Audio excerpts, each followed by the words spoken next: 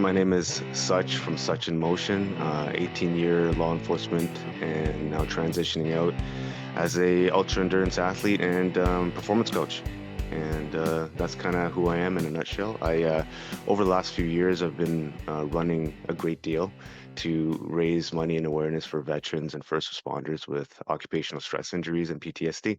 And I've been using running to raise the money and awareness.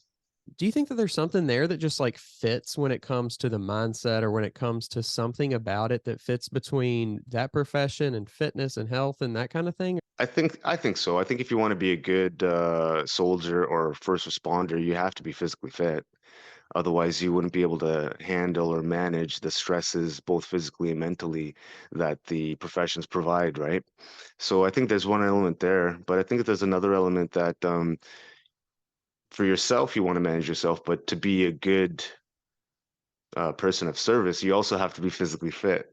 And if you're not able to serve properly, you're not able to do your job. So I think there's that connection, and it has to be there, I think. When did, I guess, the fitness side really come out for you? Was it pre all that stuff, or did that, your career really bring it out of you, or when did it, Mm. present itself? That's a good question, man. I think for me, I've always had an inclination to physical activity.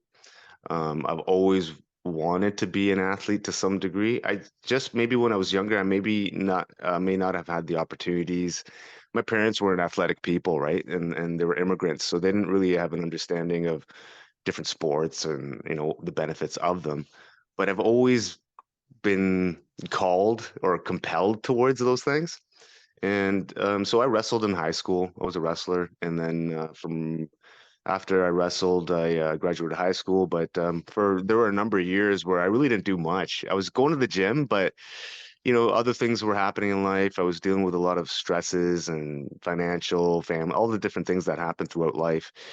But I ended up finding physical activity again when I was about 27, and I'm 45 now. So I found it again when I was 27, when I got into my career as a law enforcement officer, and I was a bit out of shape. I was really out of shape when I first started. I was probably sitting around 230 pounds and not a jack 230. It was pretty, out of shape 230. And I'm not a tall dude, man. I'm like 5'9", right? So 230, 5'9", not fit is not good.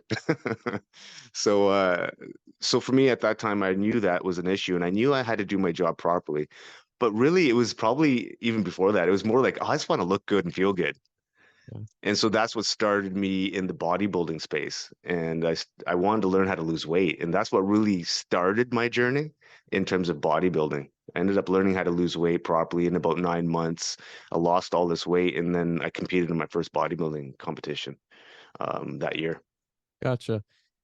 It's interesting because I think there's some people who, um, there's whether it's their upbringing or whatever it may be, they have these ideas about who they are. The image of that they how they see themselves and how they think that they're going to be. And I was actually having this conversation a few years back when I was in college with my roommate, and he's very athletic, still plays soccer actually, gym partners, and so we were just talking, and he was like, I never see myself as that out of shape person. I can never imagine myself being, overweight to the point where it's it's not that's not my identity. I mean, maybe you gain a little bit of weight over time, whatever, and you take it back off, but and the same for me. I never like imagine myself as that person who is that. Not that that can't come into a reality, but based on what you choose to do. But what we just had this idea of like, well, that's not how we see ourselves. For you, having a little bit of an athletic like childhood or teenage years, wrestling and things like that, was it weird for you to see yourself as this person who was out of shape? Yeah, it was. I didn't think I was. I mean, I was strong. I could lift weight, but I didn't look like I was like physically fit, right? And for me, there was a disconnect a little bit. And only until I really saw other people and how they were navigating through things and how they were competing, how they were working out at the gym, all these different things, I started seeing people. And I may have wrestled in high school, but I never really had a six pack. I never had one. So I just thought, oh, I wrestled in high school. I was doing all this cardio, but I never had abs then, so I never can get them, right? Completely wrong.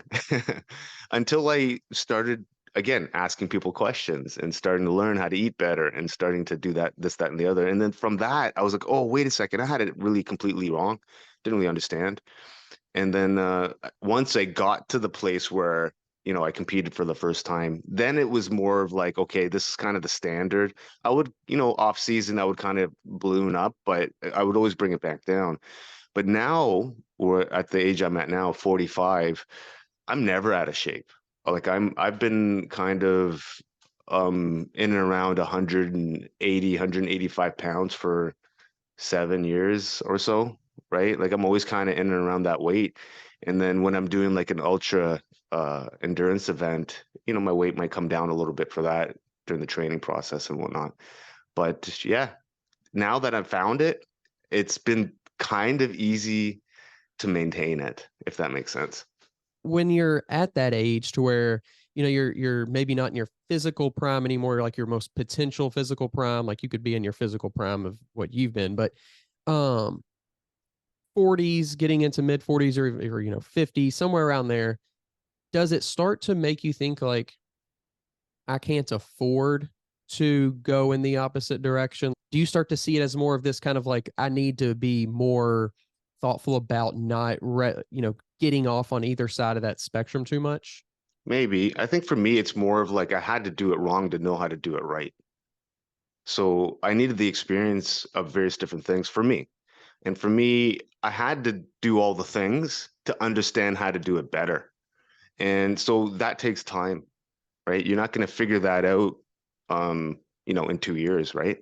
You got to constantly, at least for me, maybe other people can. I'm maybe not as bright as other people, but for me, I need to try things, see how it works, read some of the science, try that, see how it works, and then go back and forth and see how it works for me, and then test it on myself. And then with that experience and knowledge, then I feel I can better provide better information to the next person because I've experienced it, I've tried it, I've gone down that path. So to answer your question, I think for me now, it's not so much, oh, I don't want to get out of shape. It's just, okay, well, I had to do all those things to understand how I'm doing it now. Right. And so, talking about bodybuilding for a second, talk to us about that experience for you when you were really first getting into it. I mean, it's very strict and very a rigorous process. There's so many variables involved in it. Do you feel like that maybe your wrestling background at all helped you with the discipline side of that at all? Are you a personal trainer, online fitness coach, or gym owner on the verge of burnout? Are you wanting to grow your fitness business but can't add more hours to your hectic schedule? Introducing Trainer Revenue Multiplier, the premier wealth creation system for fitness professionals that helps you earn more and work less. Visit www.trainerrevenuemultiplier.com today to schedule your free business accelerator session. If you're serious about taking your business to the next level, schedule your call today.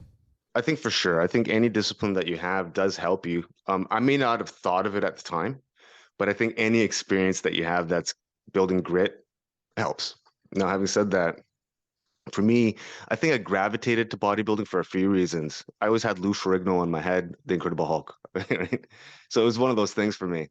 Number one. Number two, I was bullied a ton, and I wasn't a huge kid when I was younger. I mean, I was in and around 5'9" in high school, but I was like 145 pounds, right? So I wasn't a huge guy. And I was living in Texas at the time. I was in Dallas, Texas, northeast Dallas, Plano, Texas. I went to high school there, and I was bullied, right? Like, I mean, things happen and whatnot. So for me, it was like, oh, I want to find a way to, you know, get bigger. Anyway, so I got to a point where I started training harder and eventually started competing. And for me, I think I gravitated to bodybuilding because for me, it felt like a natural thing because I didn't like socializing, going out much generally. Like I would party, like don't get me wrong, I would go out, drink, party, but I could really shut it down and just be by myself for weeks and weeks at a time. And because I'm a massive introvert. So I think for me, going out and partying was really, I'll be honest, man, I forced it, right? I was drinking because I didn't really want to go out. But having said that, um, I uh, I recognized, okay, I like kind of sitting at home. I like watching TV. I can diet this way. I can train, do my thing, and then that's kind of how I did it, man. And my first show, I got third place. It was a natural show, and it was my first competition. And it took me a full year to kind of get to that place. Didn't know anything what I was doing, but I still did, and it was middleweight. I wasn't a huge guy, right? It was sitting around 170 something.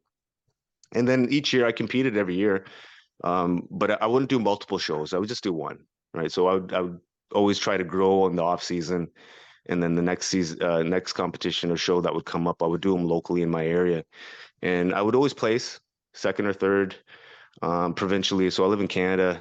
We have a provincial competitions as well. So provinces are like states.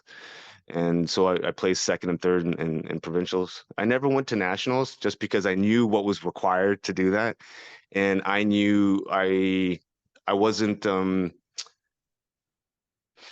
I knew I had to do a lot of certain things that I wasn't really willing to do to get to that place. And so I just kind of stayed with the local sort of bodybuilding community. So I guess it sounds like for you it was something that really was there to give you like structure and things like that more than it was how can I succeed per se and keep going in this sport. Yeah, for me, I'll be honest, I'm not a huge fan of the sport. I love the discipline required. I love the structure that it gives you. I love the aesthetic of the builds. I love the science. But what I've noticed over the years being in the space, and more so, less so now, but when I was in it, I was in it. And generally speaking, the type of people that I engaged with weren't really my type of people. Not that they were good or bad or anything. It's just they weren't my vibe. They weren't my tribe. They weren't like-minded to me. And because I was service oriented, and for me, I always had a gap. There was something missing in my life. Just trying to find it. And fortunately for me, I found it now, but it took me many years to get here. So when you say you found it, is that in regards to the endurance space? It's the endurance space and the what I've learned through it and how it impacts others. For me, it's more about like not about me anymore. And I felt bodybuilding was all about me, and it created a selfish person. And for me, didn't turn out well being a selfish person.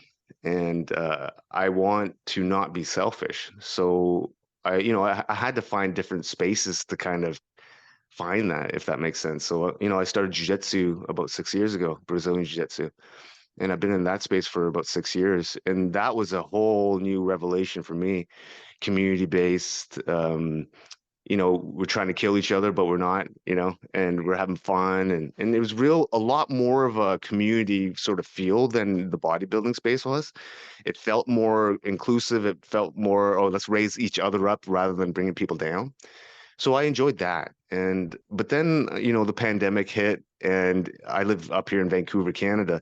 So, lockdown was kind of hard. We weren't allowed to train as much and jujitsu was pretty much removed from the equation because that's pretty much you're hugging people in your pajamas, right? Right, So you right. can't really do that according to the rules at the time, right? And then, man, I tell you what, I was going through a divorce at that time and I was dealing with some real major mental health issues. I ended up having, getting diagnosed with anxiety and depression because of some of the things that were going down. And through that, I stumbled upon running, right? Because I had to find something to kind of manage the discomfort that I was in. And I wasn't a runner, man. I just started like 2.5, 3 years ago. So it wasn't like, how it is when you're bodybuilding, you're like, I don't want to run, man. It's damaging, lose my gains, this, that, and the other. So having said that, I was like, man.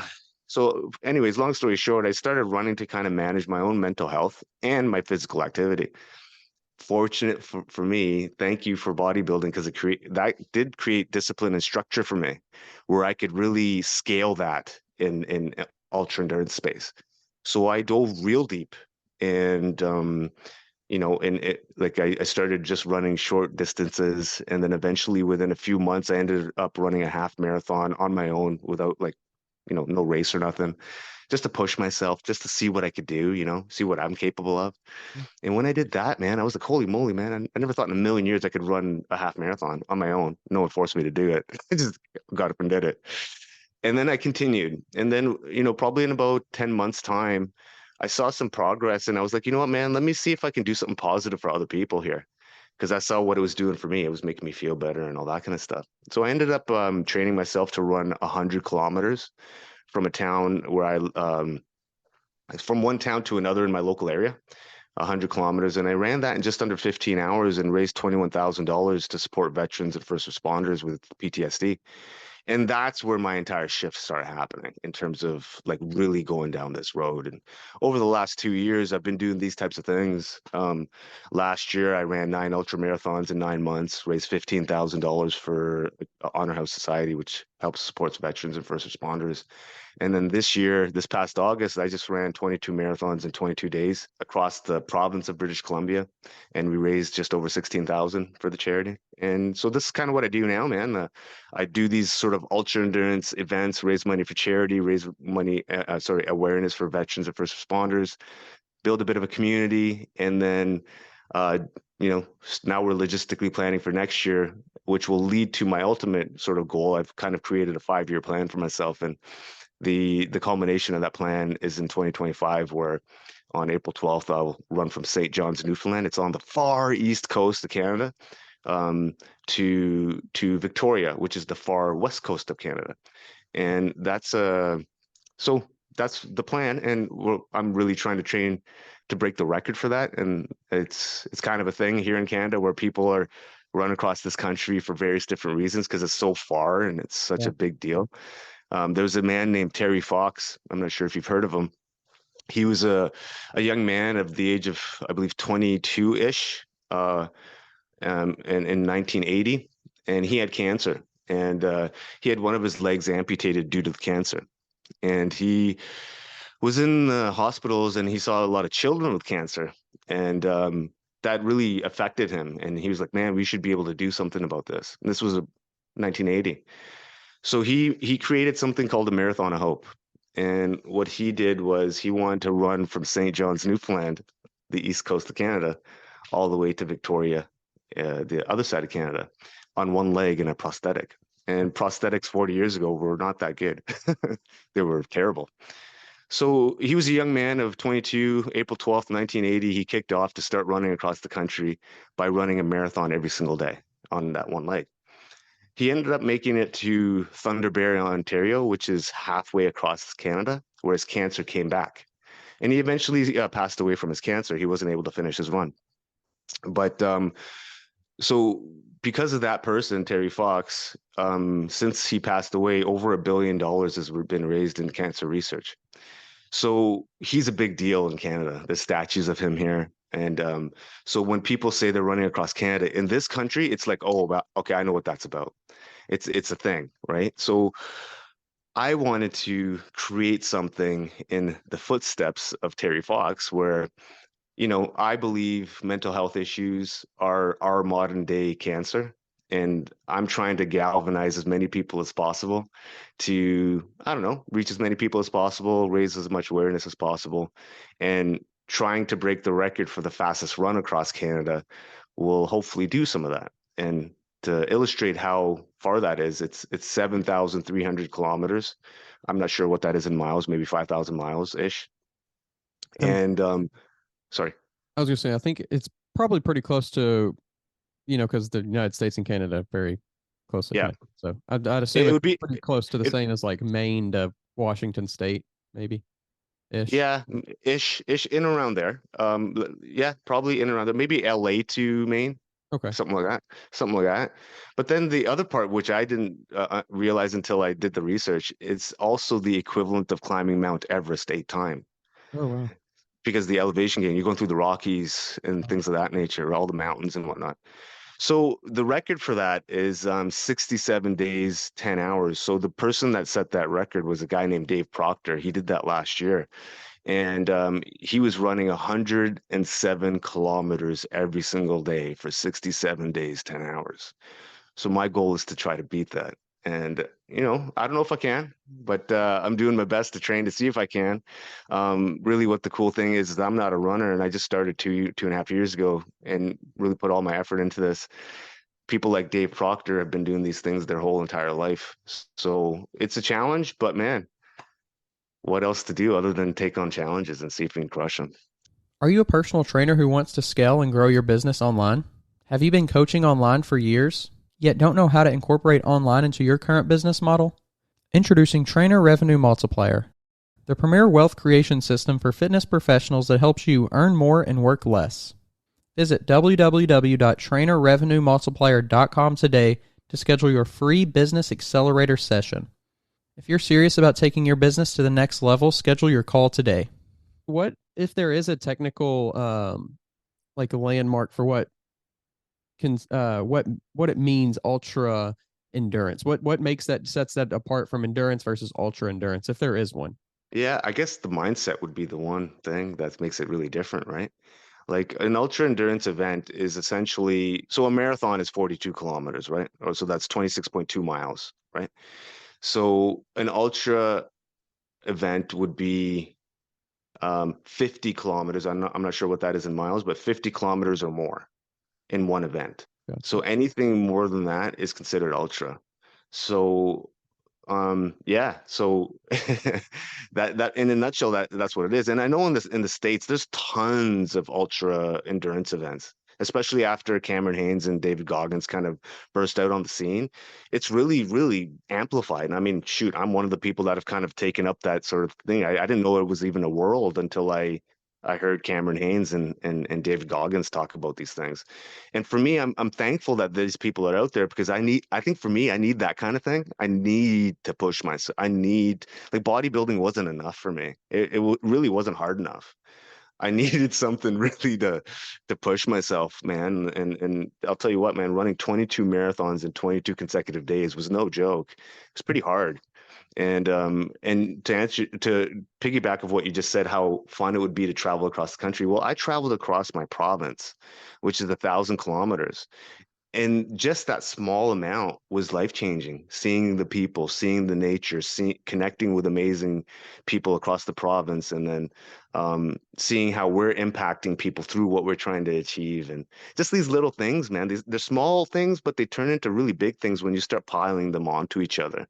And absolutely, those 22 days changed my perspective in life. And man, I think those hard efforts are what do change your perspective in life. Tell us a little bit about the 22 days, because I ran one marathon and after that I was like, I'm never running again. So I can only imagine getting it, knowing you have to get up the next day and do it again is just, and then again and again and 22 times is insane. It was a challenge right from the first day. Like, so it was hard day one, and I'll explain why. So it's one thing if I'm just running and not taking into consideration environmental considerations, right? And also the other things that may happen. So, for example, in British Columbia, we have massive forests and it's beautiful Pacific Northwest. And so in the summertime and August, the month I was running in, our forest fires in August are the worst, and this fire season was probably one of the worst in history. We had actually David Goggins up north in British Columbia fighting the fires here. Oh wow. Like he was smoke jumping with a crew of people to fight those fires. So so it's bad up here. So that's one consideration. So I was running in fire and smoke where like it's all up in your grill. Like smoke from a forest fire. It's not pleasant. I had got a couple nosebleeds just from that. And then the temperature for the first 11 days, 10, 11 days was like 37 to 42 degrees Celsius. So you're looking at about 105 to 108 degrees Fahrenheit for those first 11 days. So for me, I hadn't trained in that weather because in Vancouver it doesn't get that hot. So I'm not used to that. So right off the hop, I was like, oh shit, I got all these different considerations. And then on day two, my girlfriend, who was my support vehicle, she had her pickup truck and we had our stuff in the car, and then I'd be running, she'd be driving behind me. Her car broke down the second day. Wow. So now we had to figure out how to fix that while still do all the kilometers. And so it was a lot of challenges. So I think having those challenges at the very beginning broke up that monotony of getting up to do the run every single day. So I think it may have helped to a certain degree to keep me distracted. Yeah. And then periodically, so we were way out there. Like we started in a town called Revelstoke and smaller towns, right? And then once we got closer to my area, about 150 kilometers out of where I live, then it got a bit easier in the sense of it wasn't as solitary, right? Because it was super solitary most of it. And I'm just running on the highway and there's not really much around, or there's, really not much around. And then when I got around to this area, 150 kilometers out of where I live, then, people started connecting. Some people would come join me for a run and little things like that. So we tried to actually, make it a fun event. One day we made it to the Squamish area, which is just outside of Whistler. Whistler's a really world-renowned ski resort. And I have some friends that came up and they do these mental health walks every other Sunday. So they decided, hey man, you're gonna be in the Squamish area. We'll drive out there, say hi, we'll go get a coffee. And then so it kind of broke up the monotony for me, these little things. I would stop off at various fire halls across the province just to break up the monotony for me and say, hey guys, I'm running across the province, this is what I'm doing, and share the message there. Different police departments, I would do the same thing. So I was trying to find ways to break up that, oh man, I gotta do this again. Oh man, I gotta do this. I was finding ways to do that. And then but I think once I passed the 11th day, or at least I got to 11, then it wasn't I don't want to say easy, but mentally it was a bit easier because I got halfway. Yeah. And for me, I was like, once I'm halfway done, I'm all the way done. I ain't quitting at halfway. Like I've made it too far, right? So I think for me that was very significant.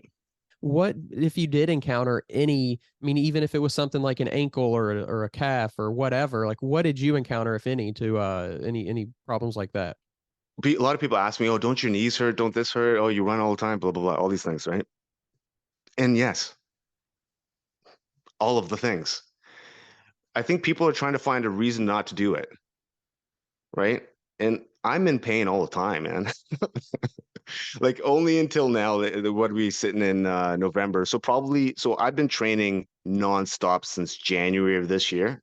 Like, I mean, like a professional athlete, I've been training, not like a weekend warrior, right? Because I've left my job, man. I'm all in. Like I've left law enforcement. This is what I do, man. So for me, I've had plantar fasciitis in my feet and specifically in my right foot for 9 months. So only in September was I able to walk bare feet in my own place. Wow. I had to wear like slides that were cushiony so I wouldn't limp as much. So yeah, man, we're in pain all the time. You just got to find ways to navigate through it. And for me, it's my purpose and my why. If it was just about me, I'd be like, hey, whatever, man, I'm not gonna do it. But if it's about a greater good, man, I can bear anything. So it's a different sort of fuel source, right?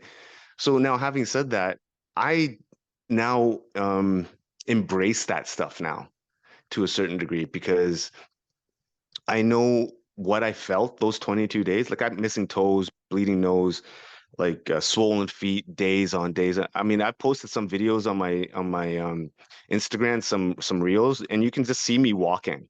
Like it's you can see me limping the whole time while I'm. But when I got onto the run, I would just slowly get into the stride, and then I'd be fine. But yeah, man, like my feet, there were some days where I had to get my physiotherapist to drive 4 hours to come do work on me. So Wow. he came out for one of the occasions to do some dry needling, some massage work, and all the things just to get the inflammation out. And then if you for me, I didn't know this, but when it's really hot out, inflammation is worse. So you're holding on to more water. So my feet were like look like Elephant Man. But so these are all things that were awesome because I learned now, because I tested on myself. Now I can, someone asks me, I'll be, hey man, if you're running for this many days on a road, try to find some gravel on the side. It's softer. Like little things like that, right? Yeah. Because like if you're running the whole time, every single day on the cement or the pavement, it's not bad. But if you can just by like 5% make it a bit softer by running on the gravel shoulder, Hey, these are little tips and tricks that I learned just through that process. So I think, yeah, pain, I think it's always there. And I think a lot of people ask me that question. I'm not sure why. Why would they want to know about the pain? That's a good question. I guess to see, maybe the reason they ask me that question is to confirm in their minds that, oh, I'm not feeling anything, so that's how he can do it. Right. But the reality is, I'm feeling the pain, Yeah. and I'm adapting and overcoming it so I can continue on the path. Yeah, it's interesting. I think we definitely live in a society. I think it's partially human nature to like want to avoid pain, right? I think that's partially a thing, but I think we also live in a society to where any pain has been associated with negativity and like, I mean, just constant pleasure, right? I mean, it's how can we do something the easiest? How can we, make things more convenient, less painful, whether that be simple as it's too much to drive, even drive to get my food. Now somebody has to drive to me to get, bring it to me. Even something as small as that can condition us to avoid pain. And I think that without pain there is no gain. I mean, it sounds silly, it's like no pain, no gain, but without literally what you can't do anything well, or you can't really achieve anything without some level of pain, whether it's physical or mental. That you just have to be able to, even the pain of getting up out of bed when you really don't feel like it, that can be a pain sometimes. Or the pain of maybe missing some event that sounds really fun, or so it's not always physical too. And that's something I've definitely grasped from the world of bodybuilding is that kind of pain, is the pain of missing out, or the pain of feeling like that, man, it would be nice to just lay in bed. Or even the physical side of it too, like you're talking about, that can be something that stops a lot of people. This podcast is sponsored by Smoking Gun Coffee, a veteran-owned coffee company that strives to give back to those in need. Don't forget to use code TWR10 for a 10% discount at checkout. No, I 100% agree, and you're right. It that methodology or way of thinking applies in everything. So I go by this quite often as the relentless pursuit of excellence.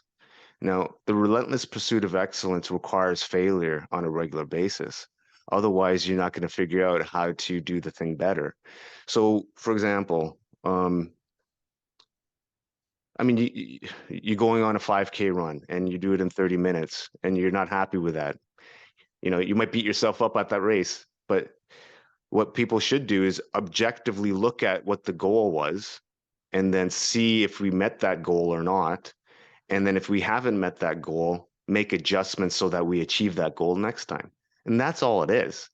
So that goes with everything. I do that with my coffee every morning. Anything I'm passionate about, I apply a relentless pursuit of excellence to. I want to have a good coffee, and I take my time every morning, make myself a nice good coffee, and every single day I'm trying to make it better. With my eggs every day, I try to make my eggs better every single day. My communication with people, me talking to you, I try to improve the way I speak every single day. And part of the reason I'm doing so many podcasts is so I can become a better speaker. So I have to be intentional about everything I do. So what is my ultimate goal? And so people have to think about what their goals are, not siloize everything, but if you can say, okay, this is my ultimate goal, and then reverse engineer it from there and figure out what are the things then required to achieve that goal. And so essentially that's all I've been doing for 2.5 years. I set a goal in 2020 to run across Canada. I didn't even know how to run. I honestly, man, I couldn't even run 3 miles when I set that goal. I was a bodybuilder and jujitsu guy. Like I had no clue. I don't know what came into my mind. I don't know why I felt compelled to do it, but I said, okay, that's the goal. And since then, every single day I've been executing against that specific goal with these small goals within it. So it's not just the physical, it's how do you communicate better? How do you create a bigger footprint? How do you raise money? All these different things that I had no clue about. Now I'm pursuing with an exuberance and a thirst for knowledge so I can be better, not just for me, but for everyone around me. Yeah. Well, I think along the ultra endurance stigma, or what people may think about it, I think and even myself, because I've never really been into that community really, I I think that there's a stigma, and feel like I'm probably wrong on this, but that it's like, all right, I'm in this community, I'm doing this event, and whatever it takes, we're doing it, we're finishing no matter what. Like, I think that that's certainly a prevalent thing in anyone who's a high achiever is we're going to figure out how to finish this, we're going to figure out how to get it done. But what level too is there of that practicality during an event of like, okay, I thought I was ready for this. We may not be able to get this done though. Like, is there that level of like obviously taking yourself back to reality and being like, I need to preserve myself for the next thing or for the longer vision or for whatever may lay ahead of me? Yeah, I think it's a good question. I think before you get to the start line, you have to know exactly why you're doing that run. So if you're, let's say you set a goal to run a 50-kilometer race and you have 6 months. Okay, so now you've set that target. Now you do everything in your power to see how well you can do in it.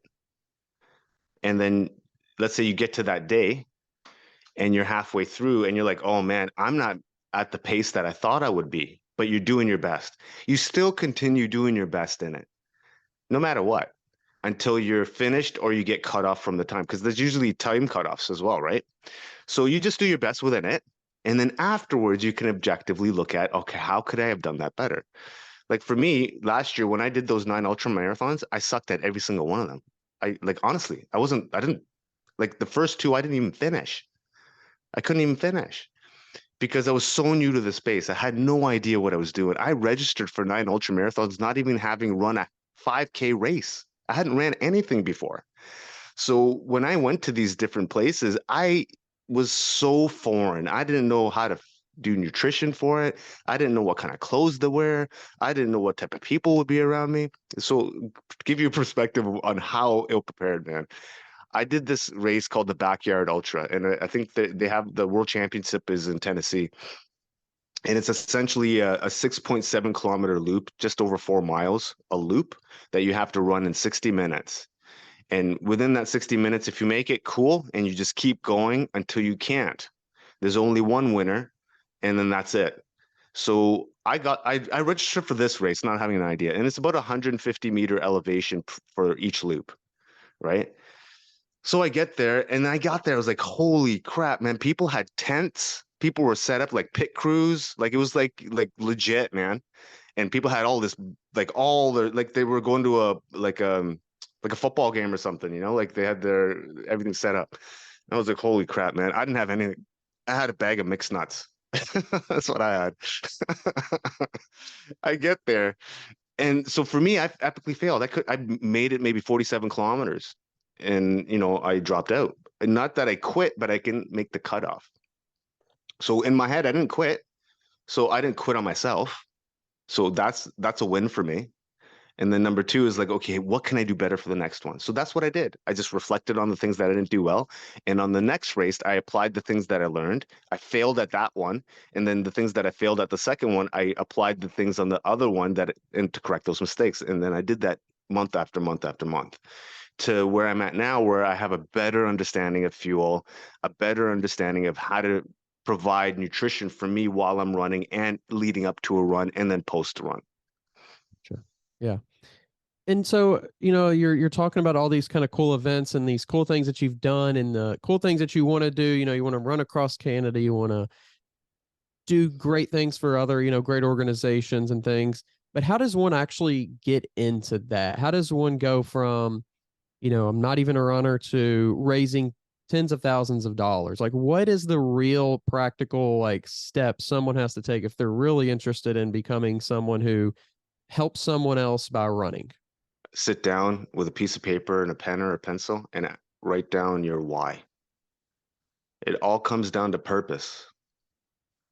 Simple as that, man. And I think once you understand your reason or your purpose or your why, then you attach a velocity to that. So how fast do you want to achieve it? And how, or how slow do you want to get there? Or whatever. That's up to the individual who's deciding it. And then finally, action. And then that's it. So for me, I wrote a mission statement for my life about 3 years ago. And it's this. I want to maximize my skill sets for everyone around me and affect permanent positive change. So I wrote that down, and I'm just living my life to that. And so whatever that looks like I may not be a runner forever, but I'm always going to be doing that. I'm always going to be doing that piece, that mission statement. So maybe that turns into, okay, maybe I become a public speaker, or maybe I do some jujitsu tournaments, or maybe I teach jujitsu, or like who knows? I don't know what my future holds. And I'm cool with it, man. I'm cool with the uncertainty because I understand who I am as a person. And I'm fully confident that I can execute against anything that I believe I want to do.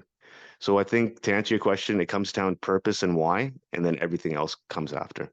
Where do those dollars really come from when you say, okay, we raised this much money, or we, because we ran 22 marathons, this is how much money. Where in the process does somebody go? Gotcha.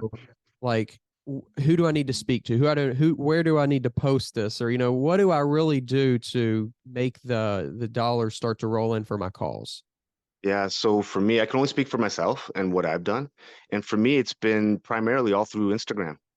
I've been posting all the things that I do and how I do it and trying to find ways to expand that footprint by going to as many podcasts as I can, um, connecting with local news organizations, letting them know, making connections with various other people so that they can point me in the right direction of the right people to speak to.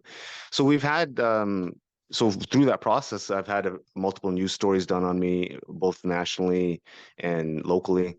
I've probably done over 100 different podcasts across North America.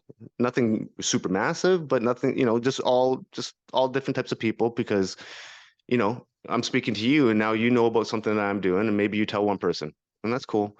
And then maybe there's someone out on the far east of Canada that knows about what I'm doing. So I'm just doing it that way through social media, Instagram, YouTube channel, and then also through a network of friends. So building a community around me, by connecting with like-minded people who are also willing to maybe not do the same thing as me, but provide guidance or support, or maybe point me in the right direction, or maybe I can do the same thing for them too. So I've cultivated a number of friends now that do kind of the same things. I don't really hang out with the friends I used to before because they're in a different space. And now I'm in a space where I'm just hanging out with people that are doing these types of things now. Not so much raising awareness or funds, but just doing positive things, doing positive physical things. So I have another friend of mine who started a podcast called The Collective, and he has a bunch of different people on there. He's a retired tier one operator, special forces guy. And so just people like this, right? Like we just kind of, so to answer your question, I think once you kind of figure out your why and your purpose, get to work, figure out how to create a network of people because you can't do anything alone. And I used to be that guy. Oh man, I don't need anybody. I can do everything alone. To achieve excellence and to get to where I want to go to and where I want to raise things to, man, I can't do that alone. Right. And that would be too arrogant to think I could. Yeah. Well, I mean, too, I think that there's a lot of people out there who kind of who lose faith in other people too, right? It's like I can't count on this person, or what, they're not going to care about this. And I think that separation, that that divide that has kind of happened, and maybe it's becoming a little bit bigger socially. I think these kind of like individual things, and I think you've seen a lot more of them pop up, the small things like this, whether it be a small business or a small person that just, one person or 10 people that are out there raising money for something, versus there's, because you hear so many bad stories about whether it be big business or big, not to call any individual organization out, but maybe this charitable organization did this thing and it comes out, or whatever it may be. But I think that you do start to see a lot more small people, small business individuals start to do things on their own. And I think, like you said, that even just you coming on a podcast and sharing this, and someone being motivated to, well, how can I, like I said, a big portion of my podcast is bodybuilding. How can we bring this into the world of bodybuilding? Am I doing this prep for something, or am I raising money during this prep for something? Every minute of cardio is X amount of dollars, or something like that. So I think it just gets people's minds going on how can we bring people back together, because together, we really are pretty powerful. Oh man, I tell you what, like I was not that guy. Let's say 3 years ago, I was Mr. Solo, like F everyone. Like I was, if if I didn't think you were getting after it, I wouldn't probably ever talk to you. And that was my ego talking, right? Like, because I wasn't anything special, and I still am not. But what I've recognized, man, you're absolutely right. It's with people. The rising tide raises all ships, right? And I think, that's a great point. Like if someone's competing and they're on a 16-week prep, there are ways. I know it's hard. I know people are struggling when they're prepping. I know like it's challenge. But man, if you are aligned with a charity or something in your local area and they're struggling too, right? So if you can find a way, like, oh, I'm doing this much cardio this week and whatever, like you said, you can maybe figure out ways to kind of help people. Or if not, maybe you do like a food bank thing and you have a box of food, stuff that you don't know eat during your prep, and you put that all together and then you donate it. You don't leave it for 16 weeks and pretend you're going to eat that after. Maybe just go give it to some people that might need some food or something. Because I think it's super important I think it's really important to be able to connect with people. There's this one theory I said on a podcast not too long ago called quantum entanglement, and it's a physics theory, and it's the theory between basically an atom and how it responds. If you would get an atom and split it in half, and you left that half of the atom here on Earth, and you took the other half of the atom and put it on Pluto, whatever happened to the one on Pluto, the same effects would be happening to the one on Earth. So how I interpret that is that you and I are connected at an atomic level. So if I go out of my way just to do service and help you, I'm helping myself. So I framed it in that way for me, because it's not about me, you, or anything. We're all part of the same ocean.